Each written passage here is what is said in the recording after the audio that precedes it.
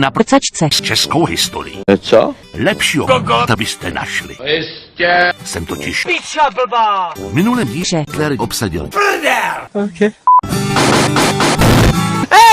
Hlavně, že jsme Si vyhonili. Evropa nám bude děkovat. Tak určitě ne. Že tady ta svině! První tam Němci napadli v prdeli. What? Začala druhá světová. Prcačka. O kurva!